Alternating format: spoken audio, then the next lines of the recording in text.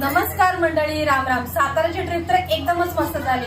आम्ही आता सासूकडे गेलो होतो तेव्हा त्या मला ओरडतच होत्या की तू काय एवढं मोठं पहिल्याच घरातलं सामान बॅगा भरून आलेले, इकडून आम्ही काय कसं द्यायचं. तरी पण त्यांनी किती काय काय सामान भरून दिलेलं तुम्हाला दाखवते.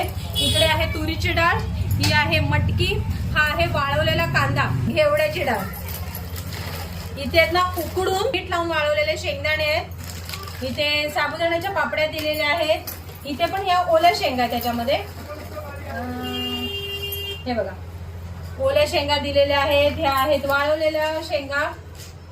इकडे खास त्यांच्या भाऊभाऊजेसाठी म्हणजे आईंसाठी अण्णांसाठी ना महालक्ष्मी चिवडा दिलेला आहे.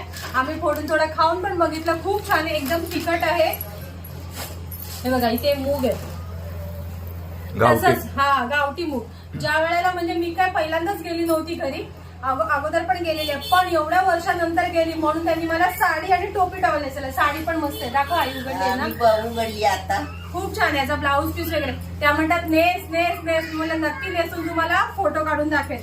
आणि जिथे आम्ही लग्नाला गेलो होतो ना त्यांनी पण एवढाच चांगला आमचा जर पाहुणचार केलाय ना सागरच्या हे बघा आम्हाला फुल पोशाखाचा आहे तिकडे गेलेला आहे. म्हणजे असं आम्हाला वाटलंच नाही की आम्ही कुठल्या तरी नवीन घरी गेलेलो आहे, सागरच्या घरी असताना सुद्धा वाटलं नाही. त्यांनी एवढं म्हणजे खूप छान आमचा पाहुणचार केलेला आहे. तर अशी मंडळी झाली आमची ट्रिप.